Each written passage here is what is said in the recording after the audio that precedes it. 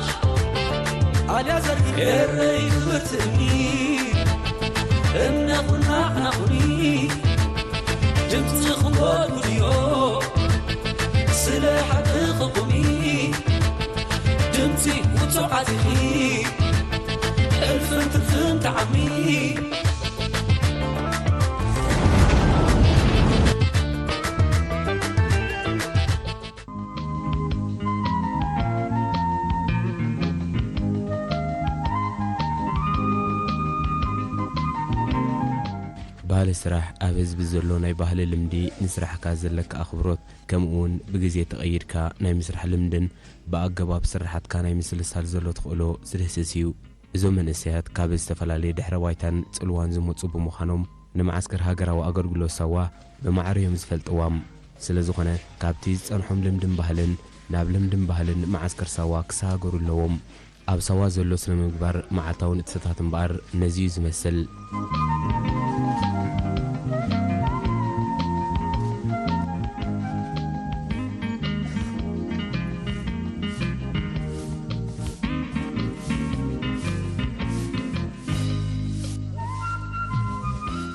እዞም ናይታ ዝተመደበትሎም መዓልቲ መዓልታዊ ንጥፈታቶም ከሰላስሉ ዝብገሱ ተምሃሮ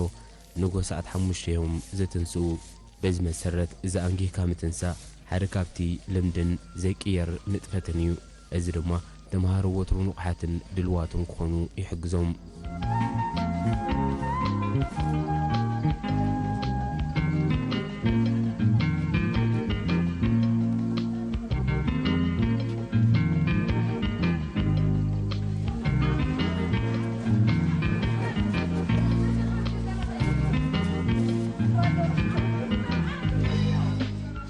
تمارو كاب عارتهم دحرم تنسهم قبول لبسهم نبيسهم ببجلة توداديهم ببترتا خبابيهم يتريون ناب كرسي يدالون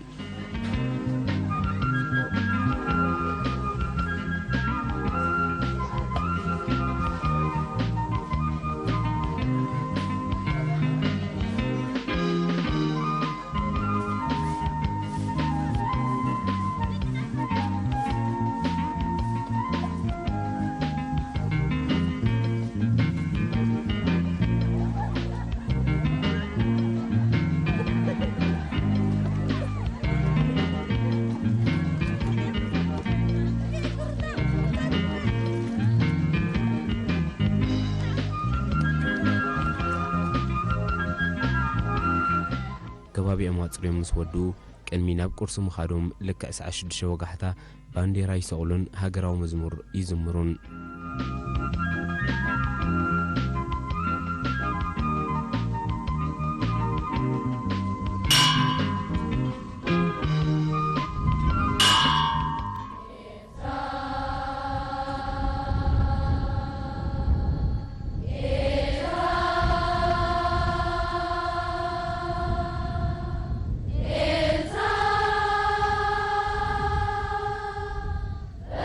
علم ولا كسد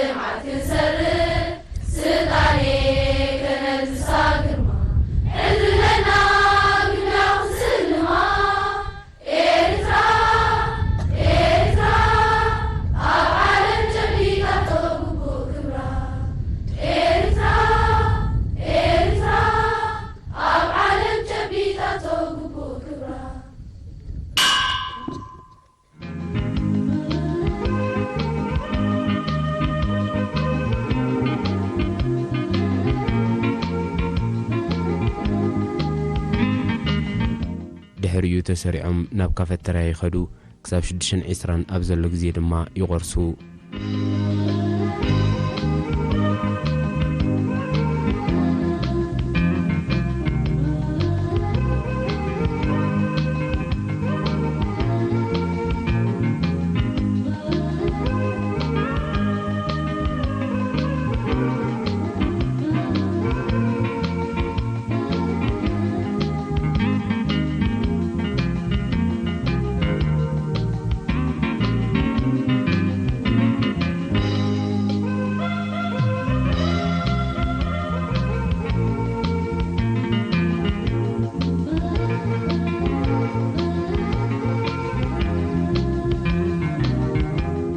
ተማሃሮ ኦሪሶም ምስ ወድኡ ኣብ ቦታ ቁፅፅር ተሰሪዖም ናውቲ ትምህርቶም ተሓንጊጦም ንኽመሃሩ ድልዋት ይኾኑ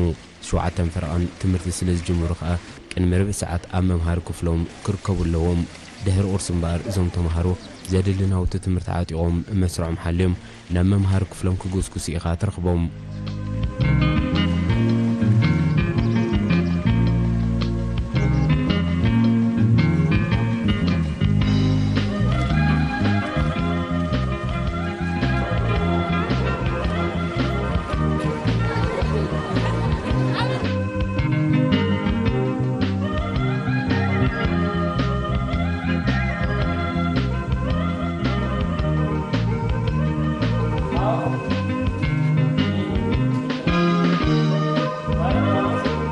ተምሃሮ ኣብ ክፍሎም ምስ ኣተዉ ክሳብ ሰዓት 10 ይመሃሩ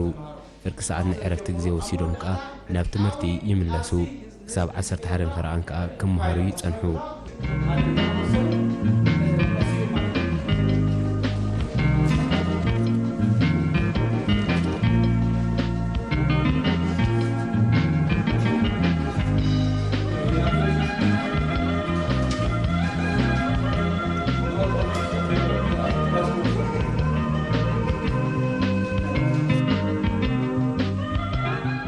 እተናይ ትምህርቲ ግዜ ተወዲኡ ተምሃሮ ናብ ቤቶም ይምለሱ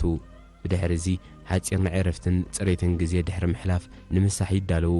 በብሃይሎም ተሰሪዖም ድማ ናብ ቦታ ምሳሕ ይኸዱን ይምስሑን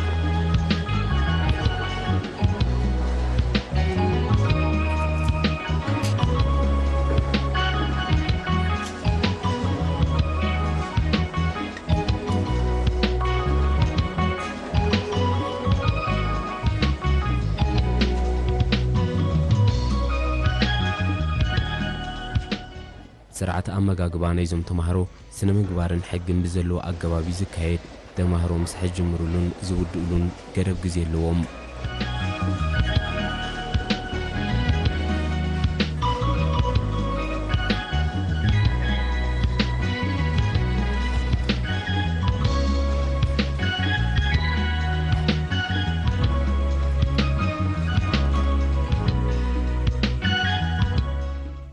مسح تمهارو قدانا رسحاتن نسو خسعبهم زخل حماماتن كيكونو استمقبلو بياتي بقبو يحاتون سريت قز أنوصوم يكايدون كساب ساعة 4 زخون دما يتكعرف زدالي يدكس يتكتسن عزدالي دما ينبب قال دما مسمساتهم يعللو كوتا أب الساعتات نفسو كف تمهاري ممربو يسرع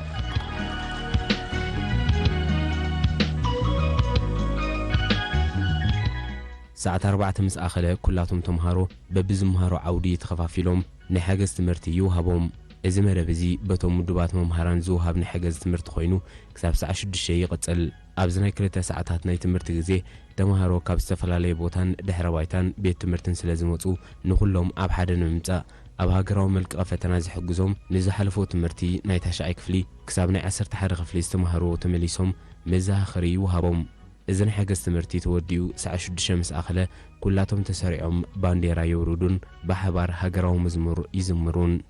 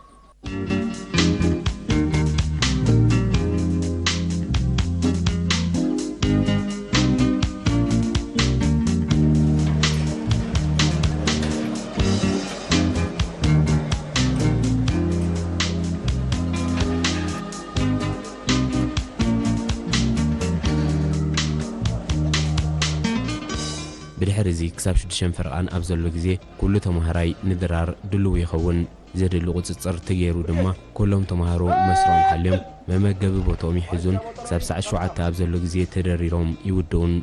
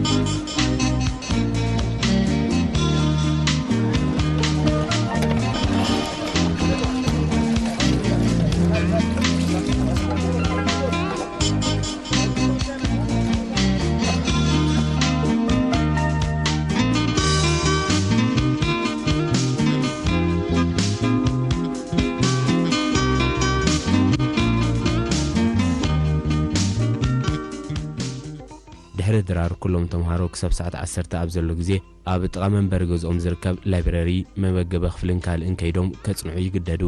ኣብዚ ግዜ እዚ ዝኾነ ተምሃራይ ክርብሽን ካብ ናብን እናበለ ክዛውርን ኣይፍቀደሉን ናይ መጽናዕቲ ግዜ ስለ ዝኾነ ድሕሪ መጽናዕቲ ኩሉ ተምሃራይ ኣብ ናይ መቆጻጸሪ ቦታኡ ተረኺቡ ህላውነቱ ምስ ረጋገጸ ንኸዕርፍን ክድቅስን ይኸይድ እቲ መጽናዕቲ ዝቕጽል ድማ ኣብ መንበሪ ገዝኡ ኮይኑ ክጽንዕ ይኽእል እዚ ትርኢት ድማ መዓልታዊ ንጥፈትን ባህልን ኮይኑ ግቡእ ምሕደራ ግዜ እናተገብረሉ ናይ መዓልታዊ ንጥፈት ኮይኑ ይቕጽል